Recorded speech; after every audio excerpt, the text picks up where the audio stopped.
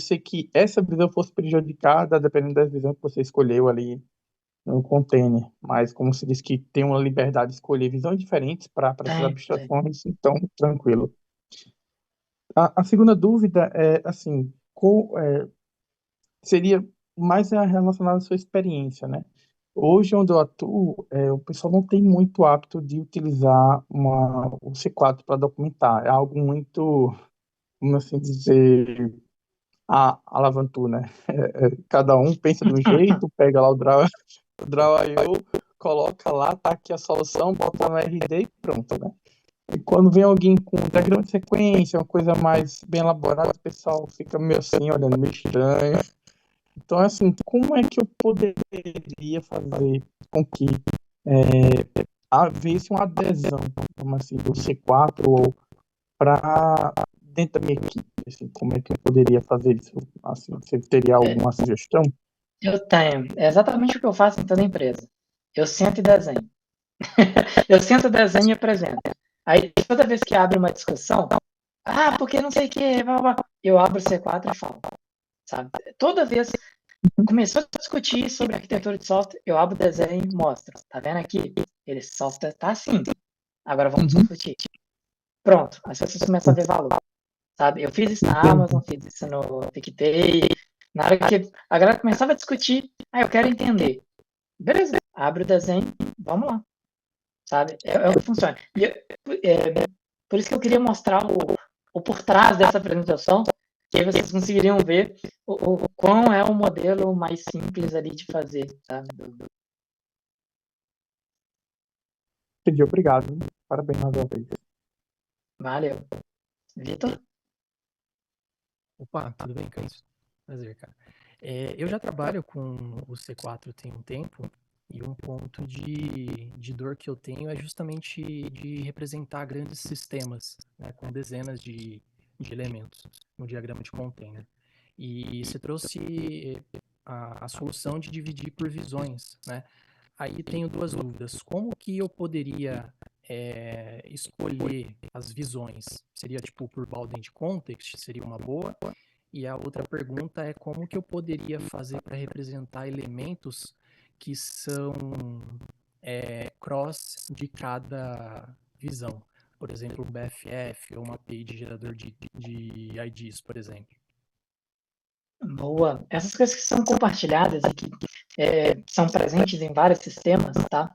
A gente até consegue ter existe um diagrama maior eu não mostrei ele aqui, que é a questão do enterprise. Eu consigo ter dois sistemas e colocar essas partes do meio, sabe?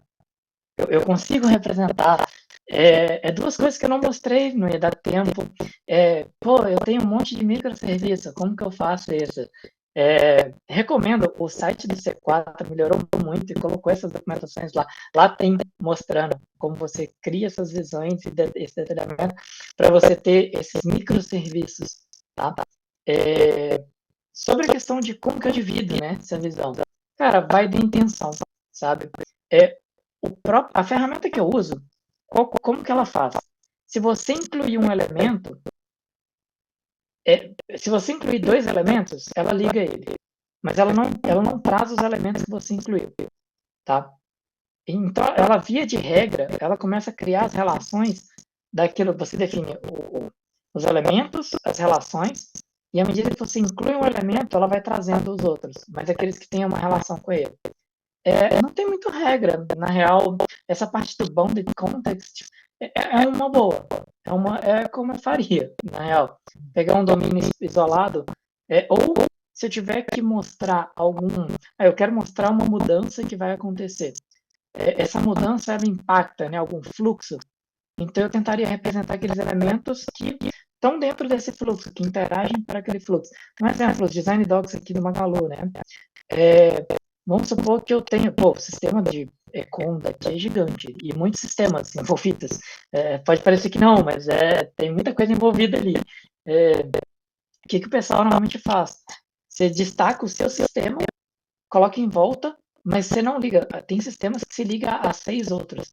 Em vez de eles representarem os 6 outros, eles só representam aqueles que estão naquele fluxo que quer mostrar. Vamos supor que fosse um fluxo transacional de venda. Então ele só vai pôr, a gente vai mudar a parte de frete. Cara, eu não preciso representar muita coisa, só a parte de frete. E aí, repara que eu não estou colocando, tipo, aquele componente por bounded context, mas sim pela intenção que eu quero representar no diagrama. Tá? Entendi. Beleza, cara. Muito obrigado. Dá tempo de código? Dá tempo de código? Dá tempo? Então vamos lá, galera. Obrigado. Era isso que eu tinha para apresentar em termos de apresentação mesmo. Eu vou disponibilizar esses slides. Não, eu tenho um repositório chamado Modelo C4, tá? Eu vou disponibilizar esses slides lá. Eu sou @CassioBotaro em todos os lugares, todas as redes sociais. Fiquem à vontade para me adicionar. E eu tenho uma coisa que eu tenho disponibilidade para atender as pessoas. Então, se tiverem dúvidas, depois que acabou a apresentação, surgiu uma dúvida. Pode me chamar lá, me mandar dúvida. Eu respondo. Às vezes demoro. Desculpa por isso. Mas eu tento sempre ser. Eu sempre tento ser solícito, tá? É que às vezes a gente está meio na correria do dia a dia, a gente não consegue responder a todo mundo, tá? Beleza. Agora eu vou tentar mostrar um pouquinho do código. Deixa eu descompartilhar. Vocês estão vendo aí, né? A apresentação ainda, né? Que nem eu falei para vocês, eu uso uma coisa que se chama Structurizer. O que é essa ferramenta, né? Eu tenho ela já rodando aqui na minha máquina, então eu vou começar por mostrar o que ela gerou para mim na minha máquina. Eu vou abrir aqui. Vocês estão vendo minha tela? 127, 80, que ele tá. Tcharam! Tá aqui. Ué, mas ele tá com a cor laranja. Tá Cássio, aparecendo. Oi? você vai ter que compartilhar seu browser. Putz. Eu acho que tá só na aplicação. Deixa eu ver aqui. Porque pra mim ele tá aparecendo como se tivesse compartilhado a tela inteira. Eu vou de novo, tá, pessoal? Vamos lá. Vocês estão vendo aí? Agora sim. Agora sim. Tcharam! E esse daqui, ele é como se fosse um servidor web na minha máquina, tá? O que eu faço? Eu rodo uma versão desse Structurizer. Ele tem uma versão online. Se vocês quiserem desenhar, vocês podem usar aqui o Structurizer/DSL, tá? Então vocês têm todo um código que vocês desenham e ele gera para vocês todas as visões do lado de cá. Mas eu não vou usar ele remoto, eu vou usar ele na minha máquina. Eu faço isso via container. Quem quiser fazer igual, é só ir lá no meu .file, tem uma funçãozinha pronta. Então, eu só digito Structurizer, o nome do arquivo, ele vai criar para mim. E aí eu posso... O que eu faço, inclusive, é eu edito na minha máquina, ele está rodando num Docker, num container, ele roda no container e ele já atualiza sozinho, tá? Então, se eu mexer aqui, vai aparecer para vocês as atualizações. Esse cara, ele gera PNG, SVG das imagens, tá? Então, uma questão de resolução. Ele desenha tudo automático. Daqui a pouco eu vou mostrar o código. A partir do código, ele desenha isso aqui para mim, tá? Detalhe, tá vendo que tem uma lupazinha? Quando eu clico, ele já abre para mim, como se eu tivesse dado zoom. Novamente aqui, eu dou zoom, vou para outro diagrama. É excelente para apresentação, tá? Se eu não fosse fazer com slides, eu provavelmente usaria isso aqui. Eu tenho outras visões, tá vendo que eu tenho algumas visões, até o dinâmico, o de deploy tá aqui também. Para produção, lembra que aquilo que eu mostrei, ó? Esse aqui é minha produção. Se eu tivesse, por exemplo, homologação, eu poderia copiar lá. Eu vou mostrar o código disso. Então, assim, é isso. Sobre design, ele tá com... Esse aqui, por exemplo, tá o desenho automático. Esse aqui, o layout tá manual. Então, eu consigo vir aqui e arrastar, tá? O que normalmente eu faço, eu peço ele para desenhar. Se ficou feio, eu vou lá e começo a arrastar as caixinhas. Ele salva no final um arquivo JSON que contém a posição dos elementos, então ele sempre vai manter as posições para mim, tá? Ferramenta legal, né? Mas, nossa, deve dar trabalho. Você deve desenhar 1, 2, 3, 6 diagramas, né? Então, não é bem assim, não. Vamos ver como é que ela funciona. Tem mais coisa da ferramenta, não vou ficar focando, não é propaganda da ferramenta, tá? Eu só queria mostrar o quanto é tranquilo. Como eu disse, tem nos meus .files, então se vocês entrarem, o que acontece, tá? Eu vou puxar aqui, só o meu terminal. Sim, eu sou usuário aqui, então, o que talvez revele um pouco da minha idade, mas essa apresentação e as cores uma coisa legal, tá? É que eu tenho aqui todas as cores que foram usadas, então eu só ficava trocando. É o mesmo desenho, eu só trocava a cor e pedia para ele gerar de novo. A execução, tem um monte de erro, porque no meio do caminho eu fiz algumas besteiras, mas para aquilo rodar, tá? Eu estou parando aqui. Eu tenho uma pasta, essa pasta tem um arquivo, esse arquivo CMS DSL. Esse arquivo é o que vocês estão vendo aqui, tá? Para eu rodar, eu simplesmente falo structurizer e aí eu passo o nome, nesse caso CMS. Ele automaticamente vai jogar isso aqui num volume para dentro do meu container. Eu consigo ficar editando e vocês vão ver ele atualizando automaticamente. Beleza? É muito legal isso aqui. Ele é composto de duas partes, tá? Ele tem um workspace, que é todo um espaço de trabalho. Eu vou apagar o que está dentro aqui Peraí. Eu vou apagar aqui o que está dentro do meu modelo e eu vou apagar o que está dentro das minhas visões. Sim, ele só tem duas coisas, modelos e visões. Tá? A ferramenta, isso aqui não é C4, é a ferramenta. Tá? Modelos e visões. O que é modelo e o que é visão? Modelo é cada elemento que eu tenho. Daqui para baixo são as relações, tá? Vamos pegar só os modelos primeiro. Eu defino uma pessoa, leitor, um papel. Um outro papel, escritor. Eu sempre coloco o nome que eu quero dar para ele, uma descrição para ele. Eu posso colocar, tá vendo ali, por exemplo, esse portal está marcado como browser. Lá na tela, aquilo que vocês viram que ele tem um formatinho de um browser, é por conta disso. Isso é uma tag, é uma classificação que eu ponho, porque lembrando, não tem notação. Essas formas e cores são estilos que eu coloco no meu diagrama, mas eu coloquei, não são uma regra de C4, tá? Então, eu simplesmente posso definir os meus containers, lembra que eles são hierárquicos, né? Então, repara que dentro do meu container, dentro do meu portal, eu tenho container, dentro do meu sistema, eu tenho container, dentro do sistema, dentro do container, eu tenho componentes. Definir todos eles, repara que eu tenho todos eles aqui. Eu começo a fazer as relações que eu tenho entre eles. A relação que eu tenho, primeiro, a nível, tá, de contexto. Então, ou seja, um leitor, ele vai ler no CMS, tá vendo? CMS, e-mail, um leitor, portal, coisa interessante que ele, por ser hierárquico, ele entende. Se eu fizer uma relação, por exemplo, aqui, do leitor com portal, que é um container, ele vai fazer uma relação do meu sistema, do meu ator com o sistema, automaticamente, tá? Porque ele percebe isso. Então, depois que eu fiz todas as minhas relações, tá? Esqueçam essa parte aqui, eu vou explicar um pouco o que é esse grandão. Acabou. Eu feito isso aqui, eu posso criar visões. As visões, elas diferem de acordo com o diagrama que eu quero. Então, para fazer aquele diagrama de contexto, eu falei para ele, inclui tudo. Não quero restringir. Inclui tudo, o layout é automático da esquerda para a direita. Eu quero num contexto de contexto. Pronto. Ele já vai olhar para o meu CMS, que é o meu modelo, e desenhar para mim. Se eu quisesse, não, mas eu quero incluir só X, Y e Z. Então, eu poderia vir aqui, X, Y, e eu poderia vir aqui, e Z. Então, eu só incluo aqueles elementos naquela minha visão. Tá? Eu não preciso incluir tudo. Por isso que é fácil ficar criando visões. Eu tenho uma parte que é das visões, que é você começar a dar cores. Então, vocês estão vendo que eu posso vir aqui estilizar cada um dos elementos com cores.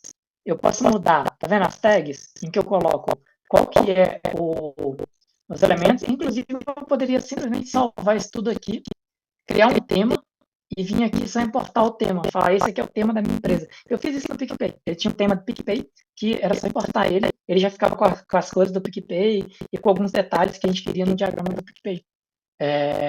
Ele tem como replicar. Esse cara tem algumas coisas bem legais, eu não vou ficar aqui, porque senão eu vou ficar fazendo propaganda da ferramenta, mas ele tem muita coisa legal, principalmente quando você tem muito sistema. Porque ele tem como você, por exemplo, definir vários arquivos e importar um arquivo, tipo, eu venho aqui, importo o sistema tal. Ele já traz toda aquela definição do outro sistema aqui também, sabe? Que nem o import mesmo, de biblioteca ou coisa assim. Lembra aquele diagrama de produção? É isso aqui, ó. Como é que eu falo? Eu chego para ele e falo, ó, cria para mim uns nós de deploy, aí coisas que já existem. Por exemplo, o portal. eu falo para ele, ó, dentro desse nó, eu quero que você põe uma instância do meu portal. Dentro dele, eu vou criar um portal, dentro dele eu quero criar um nó de deploy, que é o JUnity, e dentro dele eu quero pegar uma instância do meu portal. Então eu venho aqui e coloco. Aquele 4 que vocês viram, que é o número de instâncias, de máquinas que eu tenho, tá aqui. Ó. Então, assim, depois que eu faço uma vez, vamos supor que eu tenho, por exemplo, agora um ambiente de homologação. Eu posso vir aqui e replicar esse ambiente e só trocar aqui os elementos que eu tenho. Repara que eu não tenho que ficar definindo nada de novo, sabe? Mas é isso. Eu falei que eu ia mostrar um pouco de código, porque eu acho que é importante. Não quero dar tanta ênfase, porque a ferramenta é só um detalhe, tá? Mas eu queria mostrar para vocês essa ferramenta, porque diferente do PlantUML, que era um pouco mais complexo de escrever, esse daqui, ele me deixa fazer um único modelo. O PlantUML, por exemplo, diferentes visões eu tinha que ficar copiando e colando. Aqui eu posso simplesmente definir todo o meu modelo e ficar criando visões detalhadas específicas para cada um, a partir do que eu já tenho. Pode falar, Ana. Parabéns. Eu tava desesperado em pensar isso no PlantUML, você já me deu alternativa, eu tô feliz aqui. Uma dúvida explicitamente ali dessa parte que estava mostrando do container, porque a imagem foi embaçada, eram 4 no final ali, depois de tudo, antes da chave tinha um 4, ele já entende que aquele X faz tudo ali, daquela parte. O 4, aquele X4, o X ele que colocou, que é para falar, ó, tem 4 instâncias. Um nó de deploy é como se fosse, ele tem um parâmetro aqui, que é o parâmetro do número de instâncias. Um pod, você poderia fazer isso, tá? Colocar aqui e colocar... Tá. A minha última dúvida agora é que você falou que você pode usar a interface dele para manipular as coisas, então se eu fosse versionar, eu versionaria esse arquivo que você está mexendo e esse outro arquivo que o dele lá. Sim, ele tem um arquivo JSON na mesma pasta, eu vou sair, já pode parar, já apresentei. Ele tem, tá vendo, esse CMS JSON. Nesse cara, ele tem o desenho. Por isso que quando eu fecho meu container e subo de novo, não tem problema, ele volta no mesmo lugar, porque ele vai usar esse mesmo arquivo. Então, na prática, eu só preciso desses dois. O resto é criado dinamicamente na hora que eu rodo ele. Eu não tenho, tá? Uma coisa legal que se vocês forem no meus Files vai ter, eu tenho um export. Eu fiz também. Você pode vir aqui e dar um export C4. Ele vai pedir, tá vendo? O formato precisa ser especificado. Então, na verdade, eu preciso estar com ele rodando. Então, deixa eu rodar ele aqui, peraí. Deixa eu rodar ele aqui só para... Vou abrir o nosso terminal, deixa ele aqui, deixa eu estruturar ele rodando CMS. Ele precisa estar rodando porque, na real, ele vai subir um container, baixar as imagens. Tem uma... Desculpa, eu fiz uma gambiarra meio esquisita ali. É um pouco de gambiarra mesmo, mas é porque a ferramenta, o export dela é via JavaScript. Eu não entendo isso. Mas eu consigo fazer mesmo assim. Eu peço ele para renderizar para mim, depois eu vou lá no container e dou um copy. Eu falo para ele, eu quero exportar o SVG de tudo que eu fiz. Pronto. Ele baixou aqui um arquivinho que ele precisa, está baixando uma imagem do Puppeteer, ele usa o Puppeteer, ele vai lá e baixa. Então é só deixar esperar, deixa ele tá baixando, porque eu não tinha essa imagem. Recentemente eu limpei o meu computador inteiro de todas as imagens, por isso que ele não está com o Puppeteer, nem com esse export diagram já baixado nele aqui. Mas na hora que ele terminar, você vai ver que o que ele vai fazer é isso. Ele vai subir um container com o Puppeteer, comunicar com o browser, olhar, tá aqui, renderiza aí para mim. Aí vai lá e gera para mim. Se tiverem dúvida, gente, enquanto ele está terminando de baixar, eu não esperava mostrar o export, mas já que já estava aqui, a gente mostra. Cássio. Tudo bem, Cássio? Boa noite. Você mencionou algumas vezes aí o .files, só que eu acho que eu não peguei exatamente o link que você passou, alguma coisa assim. Você poderia compartilhar com a gente? Compartilho. Que eu tenho como eu formatava muito máquina antigamente, agora eu não faço mais isso. Eu já não estou tão jovem para ficar formatando computador com tanta frequência. Eu fiz um .files. Então, como eu sou usuário Vim, o Vim até que não está nesse repositório, não, está num outro. Mas, eu vi que mandaram aí, ó. Se você pegar um arquivo chamado o .shrc, porque como eu uso SH, ele tem 2 funções dentro dele. Você pode copiar essas funções para o seu bash RC e usar elas. São duas funções que são minhas, mas vocês podem copiar, eu não ligo. Tá baixando, enquanto isso a gente espera baixar ali. Quem tiver mais pergunta, enquanto eu termino de baixar para mostrar o export. Ô, Cássio, eu tenho uma pergunta. Foi. Eu já tive algumas dificuldades no posicionamento das coisas com Plant OML, né? Porque é meio engessado. Ele ajuda um pouco esse structurizer? Ajuda um pouco nisso? Ele permite você tirar o... deixa eu voltar aqui que eu mostro. Tá vendo que ele copiou as imagens? Todas as imagens, tá? É porque o meu script está pedindo para pegar todas. Se você olhar aqui dentro agora, deixa eu só matar o export. Todo aquele export, ele pegou container, contexto, dinâmico, deploy, todas as visões que eu tinha, ele gerou para mim SVG aqui, tá? E ele sempre gera 2 arquivos. O que é o segundo? Legenda. Legenda é importante, porque você viu que eu coloquei coisas coloridas, formas. Essa anotação, ela é complementar. Que nem eu disse, não tem ser 4 não dita uma regra. Por ser complementar, cada um pode fazer de um jeito. Então, o ideal é que sempre que você mostrar, você colocar uma legenda junto, tá? Esses caras são de legenda. Se eu abrir eles aqui, XDG Open, deixa eu pegar, por exemplo, esse Deployment 001 aí. Eu quero o key. Deixa eu ver se ele vai abrir. Tcharam! Tá vendo que ele mostra para mim o que é cada coisa? Se tem um formatinho de browser, ele é um container browser. Se tem esse formatinho, ele é um banco de dados. Se tem esse formatinho, ele é mobile. Se tem esse formato aqui, é porque ele é uma fila. Se tem esse formato, ele é um storage. Se tem uma caixa branca, é porque ele é um elemento qualquer. Uma outra caixa branca é um elemento de infraestrutura. Se for um hexágono, é porque ele é um worker. Saca? É importante, porque se vocês olhassem só para o meu desenho e vissem o hexágono, nunca que vocês saberiam que o hexágono representa um worker, tá? Legenda é muito importante. Apesar de alguns cantarem a pedra, né? Tipo, uma forma de um celular, ele canta um pouco a pedra. Mas você perguntou sobre ele mexeu ou não, tá? Esse cara aqui, ele tá com layout que não é automático, tá? Esse primeiro é automático. Eu pedi, gera. Ele gerou, eu não consigo, tá vendo? Eu não consigo clicar e arrastar. Esse aqui é automático. Ele não tá automático. Eu posso vir nas caixinhas e puxar. Aí, como eu posso puxar, eu posso, inclusive, eu quero trouxer essa linha um pouquinho dobrada para cá. Eu consigo fazer, sabe? E aí, onde você soltar, ele vai anotar aquela posição, anotar naquele arquivo JSON e fica salvo.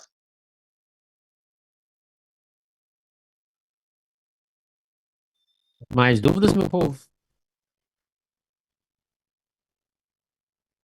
Opa, eu tenho mais uma aqui, Cássio. Além do diagrama C4, tem algum outro tipo de documentação que você julga importante a gente ter no nosso conhecimento ali quando for começar o início ali de um software, elaborar um produto, um serviço ali, ou até na fase final ali de documentação, às vezes um manual de usuário e tal? Cara, na parte do começo, tá? Existe uma frase que eu gosto muito, tá?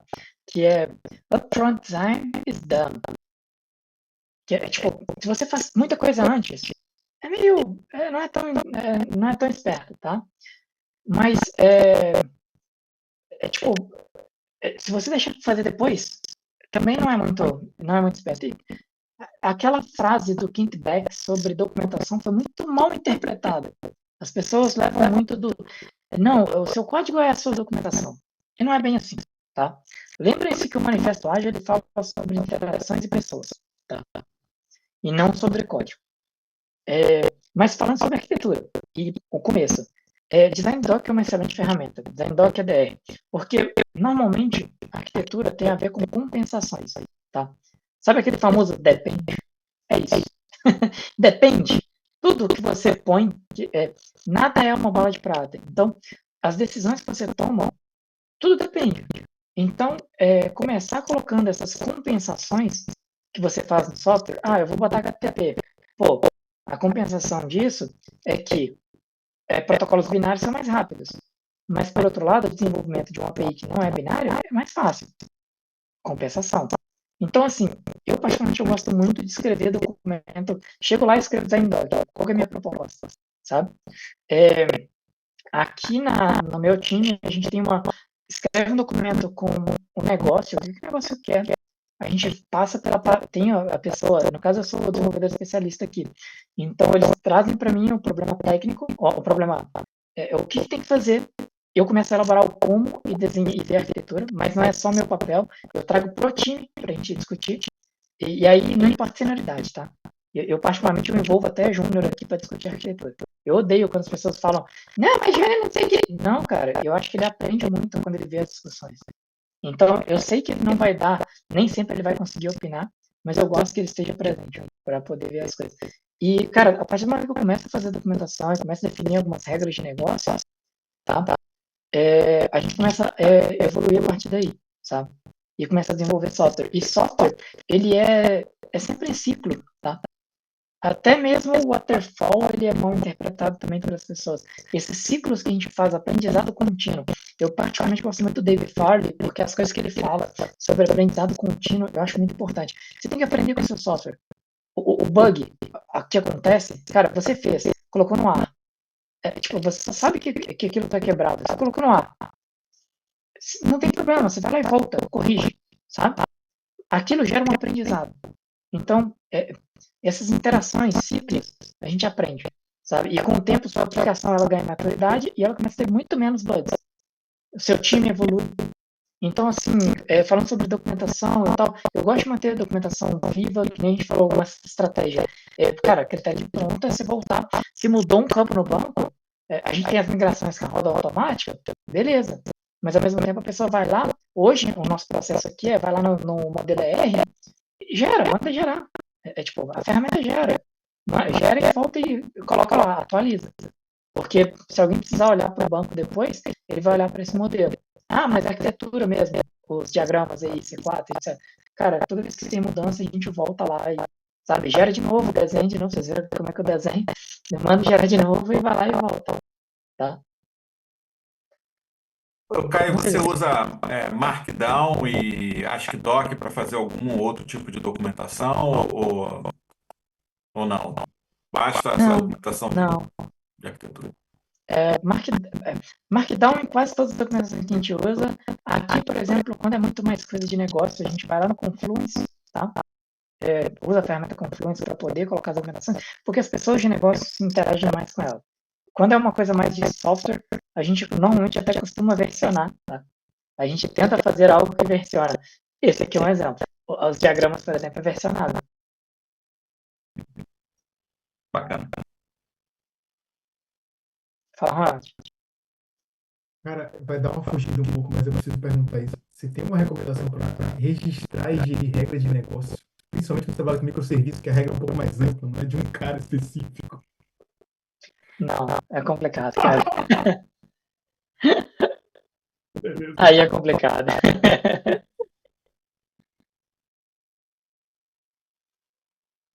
Realmente é complicado. Mesmo você, às vezes, fazendo um fluxograma, alguma coisa assim, nunca cobre 100%, nunca é atualizado.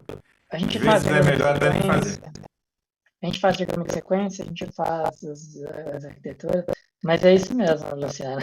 É complicado manter essas regras, funcionalidades e, enfim, sabe? É sempre complexo mesmo. Porque em alguns casos você tem que entrar tanto no detalhe que é melhor deixar só no código. É coisa tão específica, tantos casos parecidos, assim, que você fala, cara, para cobrir isso aqui tudo é melhor escrever só no código. Eu vi a pergunta do Alex, deixa eu responder. Para eventos, costumo utilizar outra doc. Se você está falando de documentar os eventos possíveis, né? Que também é outro desafio, quando você começa a fazer uma arquitetura mais orientada a eventos, como você orienta esses eventos? Primeiro que depende se esse evento, qual é o público que eu tenho? Eu gosto muito, você deve ter visto que eu falo muito sobre público e intenção. Cara, qual que é o público que eu quero atingir, sabe? Se é um público de desenvolvedor, sabe? Eu vou tentar trazer para ele mais próximo do código, mais próximo das coisas, sabe? Mas se é um público mais de negócio, eu vou abrir com negócio. Ah, mas é uma outra equipe que vai integrar com a minha, sei lá, ele integra comigo, eu tenho um barramento de eventos que é por onde chega tudo, sabe? Não, beleza, sabe? Na minha arquitetura vai estar esse barramento, mas a listagem de eventos eu não consigo representar na arquitetura. E nem é o papel dela fazer isso. Então, realmente, eu vou ter que ter algum lugar. E aí, cara, vai de como você já trabalha, sabe? De como a empresa trabalha, de como. Eu tento trazer um pouco pro código, porque eu colocaria lá um arquivo no código, eventos disparados para o sistema, sabe? E se bobear, eu até tentaria automatizar essa geração dele. Se eu souber exatamente, se tiver um padrão onde os eventos acontecem, eu tentaria gerar automático. Se não tiver como, cara, aí eu coloco como critério de pronto. Ó, se você criar um evento novo, tem nessa documentação e põe, porque do mesmo jeito que a gente tem a OpenAPI para comunicação entre APIs, quando você comunica de eventos, você precisa ter um lugar onde você mostra seu payload e as suas coisas, tá? Então isso é importante. Ele falou aqui, ó, evento catalog. Legal, não conhecia mesmo. Boa, valeu. Depois eu vou Show dar uma de olhada. bola. Muito bom. E aí, galera? Curtiram? Muito bem Rapaz, esclarecido. Eu também. Muito. Eu também. Conteúdo muito didático. Não, o Cássio é sensacional. Bom, gente, então estamos chegando aí ao nosso final. Primeiramente, queria agradecer aí ao Cássio pela disponibilidade, por retirar todas as dúvidas aí da galera e por ser tão didático também, né? Afinal de contas, ficou muito fácil de entender todo o fluxo e processo ali a ser seguido. Valeu, tamo junto, Cássio. Portas abertas. Pessoal. Sempre que quiser voltar aí, as portas estão sempre abertas. Beleza? Pessoal, valeu então, muito obrigado a todo mundo que ficou aí com a gente até 9h15 da noite, só os fortes, como eu costumo dizer. E fiquem ligados no calendário que logo mais a gente já vai fazer a agenda de abril, tá? Com novas pessoas, novas dinâmicas, vamos testar algumas coisas diferentes também nesse mês de abril. E contamos aí com a participação de todos vocês. Fechado? Pessoal, grande abraço. Até mais. Cássio, abração, cara. Até mais. Valeu, cara. Obrigado aí, pessoal. Valeu, abraço. Boa Qualquer noite. coisa, só manda bom, mensagem. parabéns aí. Valeu. Valeu. Valeu. Tchau, tchau.